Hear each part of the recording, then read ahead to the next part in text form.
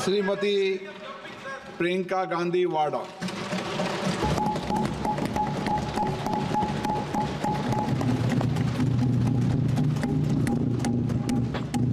नमस्कार। माननीय अध्यक्ष महोदय जी, आज आपने मुझे इस सभा में बोलने का मौका दिया, इसके लिए मैं आपकी बहुत बहुत आभारी हूँ। सबसे पहले जो सुरक्षाकर्मी, जो जवान अफसर 13 दिसंबर को संसद की सुरक्षा के लिए शहीद हुए, उनके प्रति मैं श्रद्धांजलि व्यक्त करना चाहती हूँ। महोदय, हजारों साल पुरानी हमारी देश की, धर्म की एक पुरानी परंपरा रही है। ये परंपरा संवाद, चर्चा की रही है। एक गौरवशाली परंपरा है जो दर्शन ग्रंथों में, वेदों में, उपनिषदों में दिखती है। वाद विवाद और संवाद की हमारी पुरानी संस्कृति है। अलग अलग धर्मों में भी, इस्लाम में, सूफियों में, बौद्ध धर्म में, जैन धर्म में, सिख धर्म में भी ये वाद संवाद, ये चर्चा बहस, इसकी संस्कृति रही है। इसी परंपरा से उभरा हमारा स्वतंत्रता संग्राम। हमारा स्वतंत्रता संग्राम विश्व में एक अनोखा संग्राम था, एक अनोखी लड़ाई थी जो अहिंसा और सत्य पर आधारित थी। ये वाद संवाद की जो परंपरा है, इसको इस संग्राम ने आगे कैसे बढ़ाया? क्योंकि ये जो संग्राम था, ये जो लड़ाई थी हमारी आज़ादी के लिए, एक बेहद लोकतांत्रिक लड़ाई थी। इसमें देश के किसान, देश के जवान, देश के मजदूर, देश के अधिवक्ता, देश के बुद्धिजीवी, चाहे किसी भी जाति के हों, चाहे किसी भी धर्म के हों, चाहे किसी भी भाषा को बोलते हों, सब इस स्वतंत्रता संग्राम में शामिल हुए। सब ने हमारे देश की आज़ादी की लड़ाई लड़ी।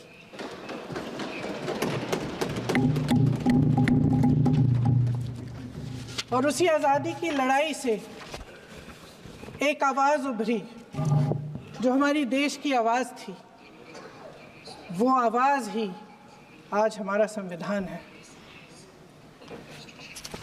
साहस की आवाज़ थी, हमारी आज़ादी की आवाज़ थी, और उसी की गूंज ने हमारे संविधान को लिखा और बनाया। ये सिर्फ एक दस्तावेज नहीं है। बाबा साहेब अम्बेडकर, मौलाना आज़ाद जी, राजगोपालाचारी जी और जवाहरलाल नेहरू जी और उस समय के तमाम नेता, जैसे आपने कहा,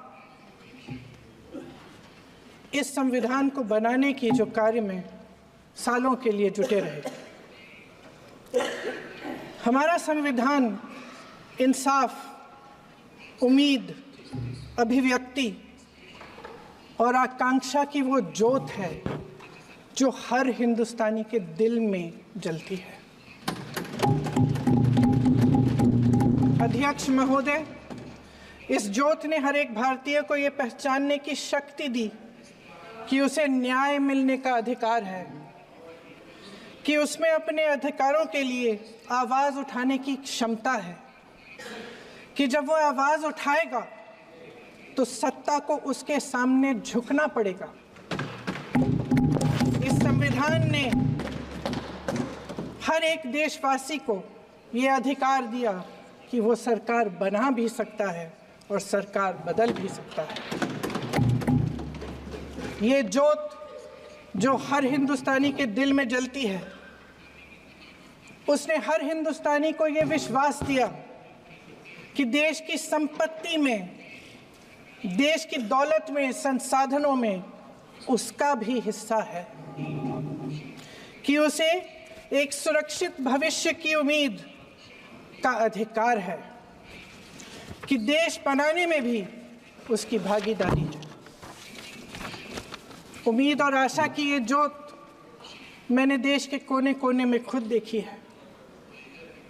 उन्नाव में मैं एक रेप पीड़िता के घर गई, उसे जलाकर मार डाला था। वो शायद 20-21 साल की होगी। हम सब के बच्चे हैं। हम सोच सकते हैं कि अगर हमारी बेटी के साथ बार बार बलात्कार हुआ और फिर जब वो अपनी लड़ाई लड़ने के लिए गई तो उसको जलाकर मार डाला गया होता तो हम पर क्या बीतती। मैं उस बच्ची के पिता से मिली। उसके खेत जलाए गए थे, उसके भाइयों को पीटा गया था, उसके पिता को बाहर से घर के बाहर घसीट कर मारा गया था। उस पिता ने मुझे बताया कि बेटी, मुझे न्याय चाहिए।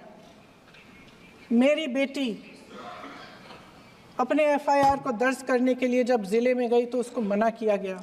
अगले ज़िले में जाना पड़ा उसे। वो रोज़ सुबह 6 बजे उठकर तैयार होकर अकेली अपने मुकदमे को लड़ने के लिए अगले ज़िले में ट्रेन से जाती थी। उसके पिता ने मुझे कहा कि मैंने उससे कहा, बेटी अकेले मत जाओ, छोड़ दो ये लड़ाई। लेकिन उसकी बेटी ने उसको जवाब दिया कि नहीं पिताजी, मैं अकेली जाऊंगी, मैं लड़ूंगी, ये मेरी लड़ाई है, मैं इसको लड़ूंगी। ये लड़ने की क्षमता, ये हिम्मत उस लड़की को और करोड़ों भारत की नारियों को हमारे संविधान ने दी। आगरा में मैं अरुण वाल्मीकि के घर गई। अरुण वाल्मीकि पुलिस स्टेशन में काम करता था, सफाई का काम करता था। आप सोच सकते हैं हमारी तरह उसका भी परिवार था। नई नई शादी हुई थी, 2-3 महीनों का बच्चा था। पुलिस स्टेशन में चोरी हो गई। चोरी का इल्ज़ाम उस पर लगाया गया। उसके पूरे परिवार को उठाकर पुलिस स्टेशन में ले गए। आप हंस रहे हैं, लेकिन ये गंभीर बात है। और क्या करेंगे? शर्म करो। शर्म। अरुण वाल्मीकि को पीट पीट के मार डाला, उसकी बीवी को पीटा, उसके पिता के नाखून निकाले, उसके पूरे परिवार को पीटा गया। जब मैं उस जवान महिला से मिलने गई जो अभी अभी विधवा हुई थी, तो उसने मुझे कहा कि दीदी, हमें सिर्फ एक चीज़ चाहिए, हमें न्याय चाहिए और हम इस न्याय के लिए लड़ते रहेंगे, चाहे कुछ भी हो जाए। ये हिम्मत उस महिला को हमारे संविधान ने दी।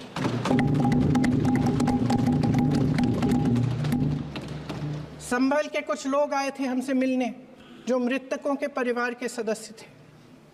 उसमें 2 बच्चे थे, अदनान और उजैर। आप सुनिए।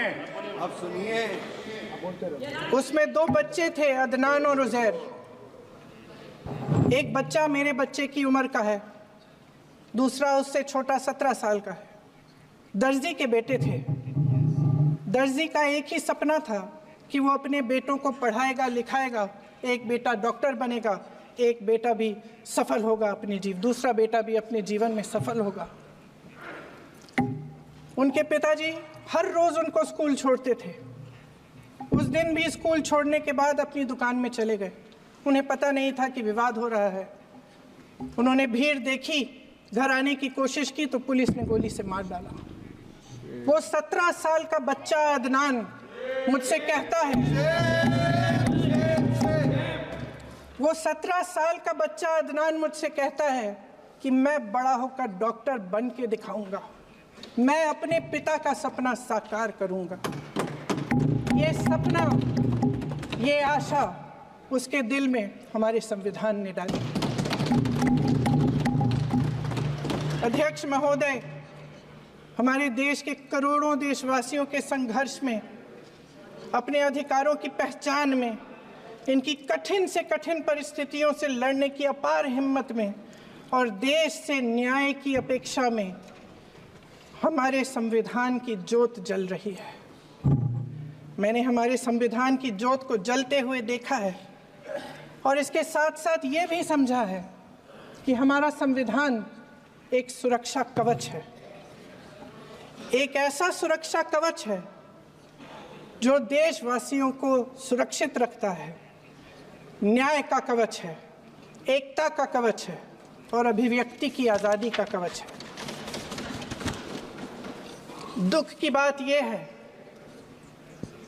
कि मेरे सत्ता पक्ष के साथी जो बहुत बड़ी बड़ी बातें करते हैं, इन्होंने इन 10 सालों में ये सुरक्षा कवच, सत्ता पक्ष के मेरे साथियों ने ये सुरक्षा कवच तोड़ने का पूरा प्रयास किया है।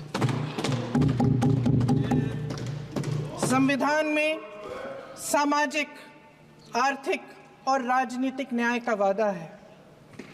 ये वादा एक सुरक्षा कवच है जिसको तोड़ने का काम शुरू हो चुका है।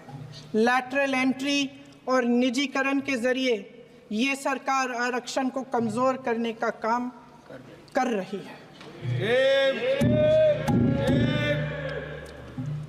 अगर लोकसभा में ये नतीजे नहीं आए होते तो ये संविधान बदलने का काम भी शुरू कर लेते। सच्चाई ये है अध्यक्ष महोदय कि आज संविधान बार बार इसलिए कह रहे हैं क्योंकि इस चुनाव में इनको पता चल गया कि इस देश की जनता ही इस संविधान को सुरक्षित रखेगी, कि इस चुनाव में हारते हारते जीतने से इन्हें एहसास हुआ कि ये संविधान बदलने की बात इस देश में नहीं चलेगी। आज जनता की मांग है कि जाति जनगणना हो। सत्ता पक्ष के मेरे साथी ने इसका जिक्र किया। ये जिक्र भी आज इसलिए हो रहा है क्योंकि चुनाव में ये नतीजे आए। ये जाति जनगणना इसलिए जरूरी है ताकि हमें पता चले कि किसकी क्या स्थिति है और नीतियां उस हिसाब से बने।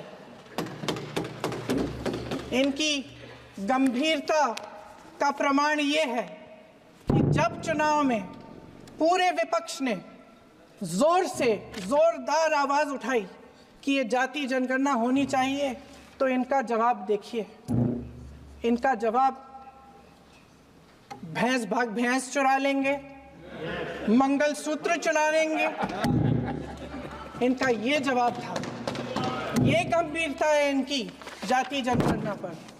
महोदय, हमारे संविधान ने आर्थिक न्याय की नींव डाली, किसानों, गरीबों और को जमीन बांटी, भूमि सुधार किया, जिसका नाम लेने से कभी कभी आप झिझकते हैं और कभी कभी उनका नाम धड़ाधड़ इस्तेमाल किया जाता है अपने आप को बचाने के लिए। उन्होंने HAL, BHEL, SAIL, GAIL, ONGC, NTPC, railways, IIT, IIM, oil refineries, तमाम PSU बनाए। अध्यक्ष महोदय, उनका नाम पुस्तकों से मिटाया जा सकता है, उनका नाम भाषणों से मिटाया जा सकता है, लेकिन जो उनकी भूमिका रही इस देश की आज़ादी के लिए और इस देश के निर्माण के लिए, वो इस देश से कभी मिटाया नहीं जा सकता। 75 सालों में जनता का भरोसा रहा कि नीतियाँ बनेंगी तो जनता की भलाई के लिए बनेंगी। जल जंगल जमीन का अधिकार मिला आदिवासी भाई बहनों को। इंदिरा जी ने बैंकों का राष्ट्रीयकरण करवाया, खदानों का राष्ट्रीयकरण कराया। कांग्रेस और यूपीए की सरकारों में शिक्षा का, भोजन का अधिकार मिला। 75 सालों में जनता का भरोसा मिला। पहले संसद चलती थी तो जनता की उम्मीद होती थी कि सरकार महंगाई और बेरोजगारी पर चर्चा करेगी, कोई उपाय निकालेगी, कोई रास्ता निकालेगी। लोग मानते थे कि अगर कोई नई आर्थिक नीति बनेगी तो देश की अर्थव्यवस्था को मजबूत बनाने के लिए बनेगी, तो भारतीय बाजार को मजबूत बनाने के लिए बनेगी, उनके भविष्य को मजबूत बनाने के लिए बनेगी। किसान और आदिवासी भाई बहन भरोसा करते थे कि यदि ज़मीन के कानून में संशोधन होगा तो उन्हीं की भलाई के लिए होगा। आप नारी शक्ति की बात करते हैं, आज चुनाव की वजह से शायद इतनी बातचीत हो रही है नारी शक्ति के बारे में, क्योंकि हमारे संविधान ने महिलाओं को ये अधिकार दिया, उनकी शक्ति को परिवर्तित किया वोट में।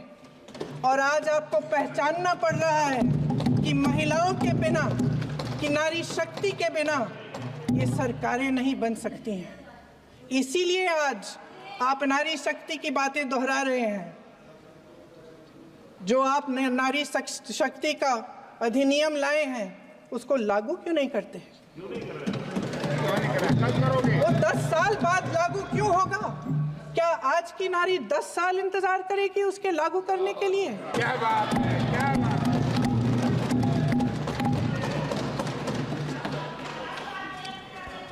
आज संसद में बैठे हुए सत्ता पक्ष के मेरे साथी ज्यादा से ज्यादा अतीत की बातें करते हैं। 1921 में क्या हुआ, कब हुआ, नेहरू जी ने क्या किया? अरे वर्तमान की बात करिए, देश को बताइए आप क्या कर रहे हैं, आपकी जिम्मेदारी क्या है? कि सारी जिम्मेदारी जवाहरलाल नेहरू की है। अध्यक्ष महोदय जी, ये सरकार आर्थिक न्याय का सुरक्षा कवच तोड़ रही है। आज संसद में बैठी ये सरकार बेरोजगारी और महंगाई से जूझ रही हमारी जनता को क्या राहत दे रही है? कृषि के कानून भी बड़े बड़े उद्योगपतियों के लिए बन रहे हैं। सही एमएसपी को छोड़िए, डीएपी तक नहीं मिल रहा है।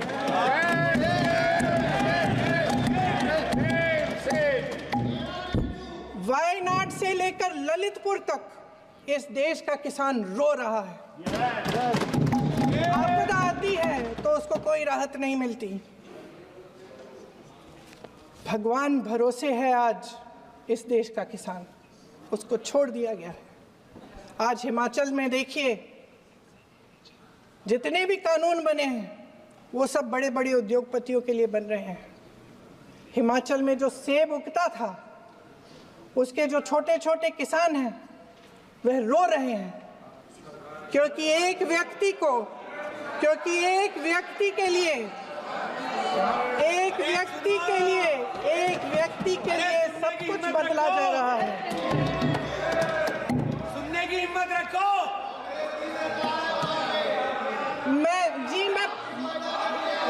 अध्यक्ष महोदय जी, अध्यक्ष महोदय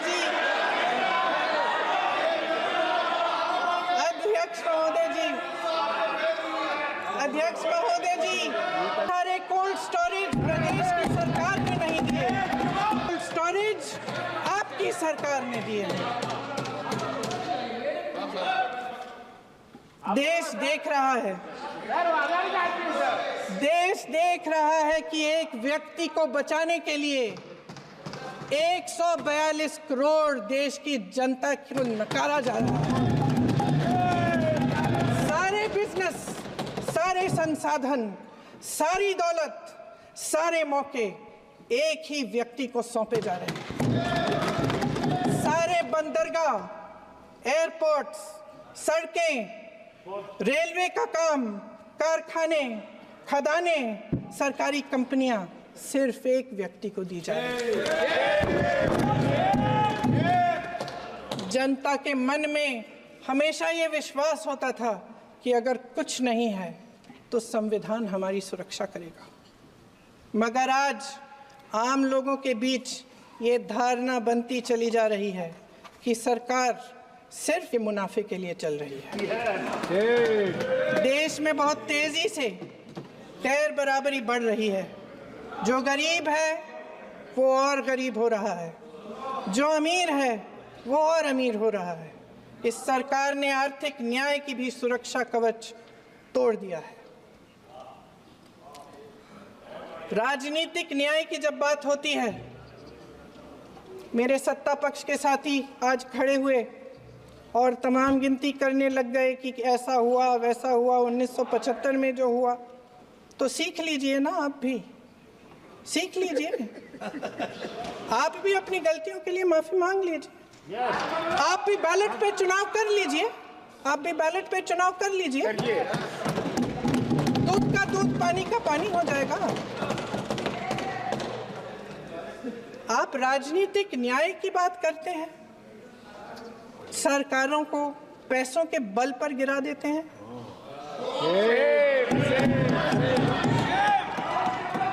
मेरा आग्रह है कि अपन संविधान में सकारात्मक बोले।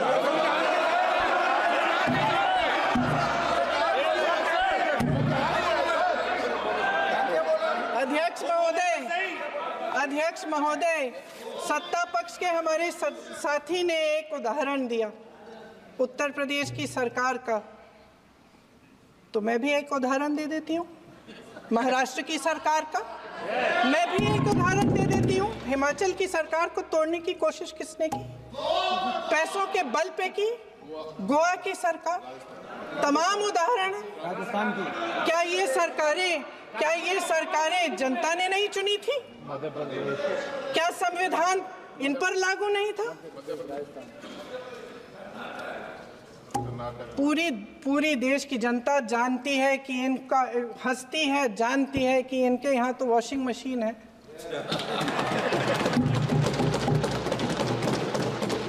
तो यहाँ से वहाँ जाता है, वो धुल जाता है। इस तरफ दाग, उस तरफ स्वच्छता। और मेरे कई ऐसे साथी हैं जो इस तरफ होते थे उस तरफ चले गए, मुझे दिख भी रहे हैं, वॉशिंग मशीन में शायद धुल गए हैं। अध्यक्ष महोदय, जहां भाईचारा और अपनापन होता था, जहां हमारे संविधान ने एकता का सुरक्षा कवच दिया था, वहां शक और घृणा के बीज बोए जा रहे हैं। एकता का सुरक्षा कवच तोड़ा जा रहा है। प्रधानमंत्री जी यहाँ सदन में संविधान की किताब को यूं माथे से लगाते हैं, लेकिन संभल में, हाथरस में, मणिपुर में जब न्याय की गुहार आती है, उठती है, तो उनके माथे पे शिकन तक नहीं आता।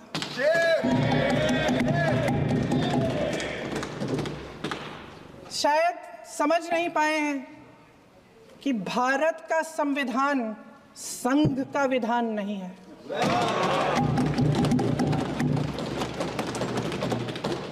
भारत के संविधान ने हमें एकता दी, हमें आपसी प्रेम दिया। उस मोहब्बत की दुकान जिस पर आपको हंसी आती है, उसके साथ करोड़ों देशवासी चले। करोड़ों देशवासियों के दिल में एक दूसरे के लिए प्रेम है, घृणा नहीं है।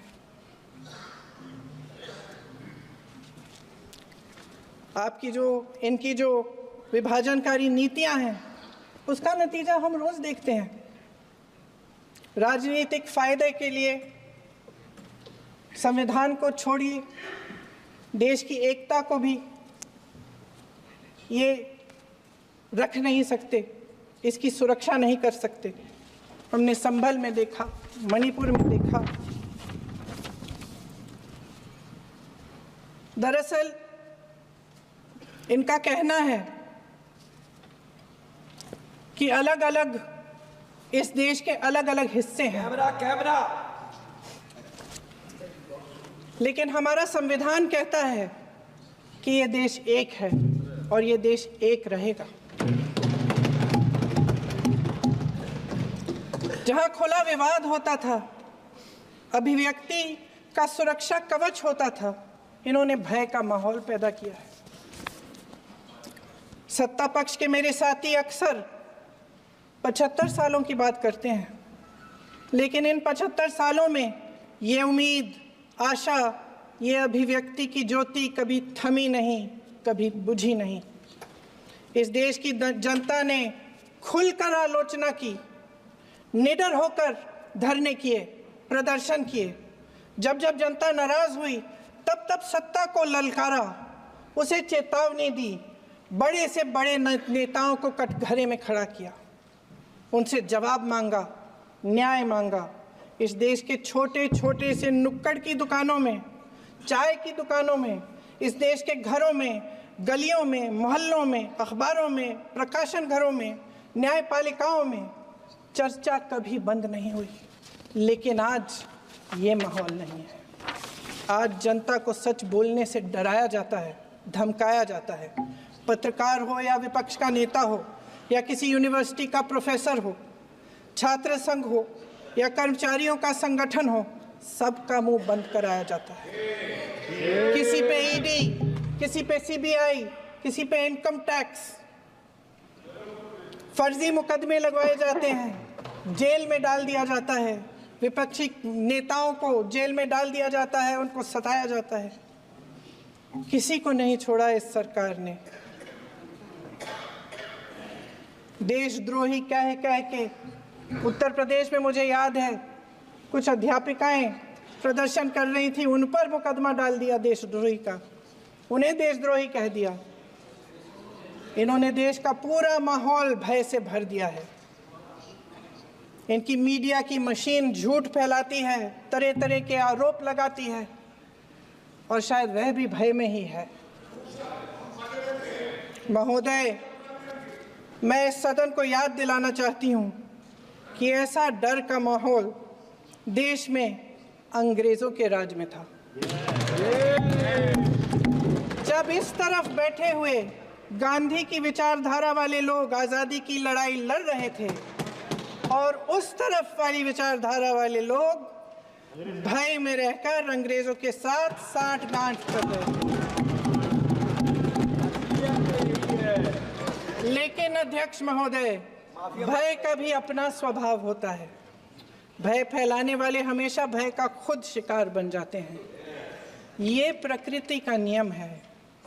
आज इनकी भी यही हालत हो गई है। भय फैलाने के इतने आदी हो गए हैं कि खुद भय में रहने वाले हैं, चर्चा से डरते हैं, आलोचना से घबराते हैं। कई दिनों से हम मांग रहे हैं कि चर्चा करिए, लेकिन चर्चा करने की हिम्मत ही नहीं है।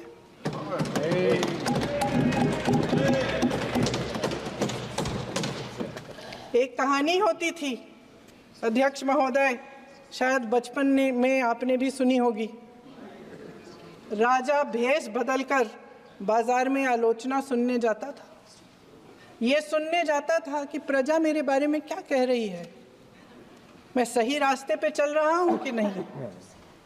लेकिन आज का राजा, भेष तो बदलते हैं आज के राजा, शौक तो है उनको भेष बदलने का, लेकिन न जनता के बीच जाने की हिम्मत है और न आलोचना सुनने की। महोदय, मैं तो सदन में नहीं हूँ।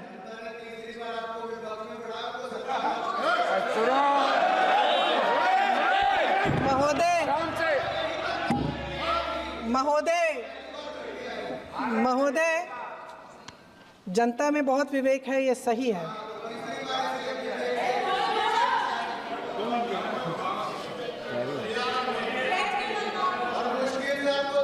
अच्छा महोदय, मैं सदन में नहीं हूँ,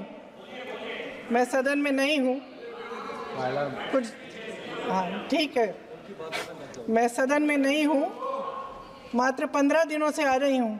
लेकिन मुझे ताज्जुब होता है कि इन 15 दिनों में इतनी बड़े इश्यूज हैं, इतनी बड़ी बातें हैं, प्रधानमंत्री जी मात्र एक दिन के लिए, शायद 10 मिनट के लिए दिखे हैं सब।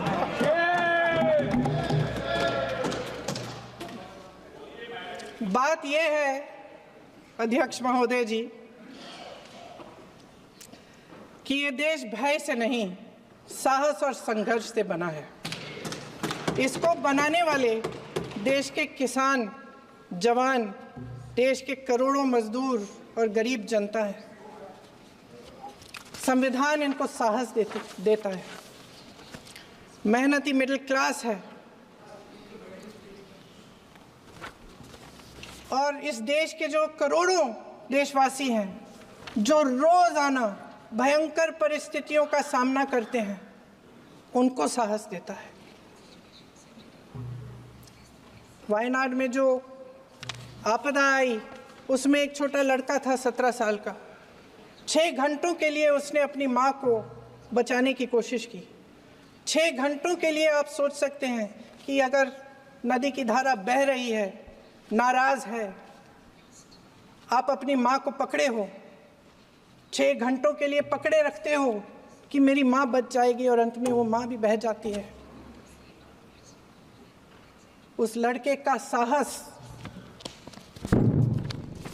उन महिलाओं का साहस जो पीड़ित हैं लेकिन फिर भी अपनी लड़ाई लड़ रहे हैं, उन संभल के बच्चों का साहस जिनके पिताजी अभी अभी गुजर गए लेकिन फिर भी उनके सपनों को साकार करने की हिम्मत है, उनका साहस है, वो साहस इस संविधान ने दिया है।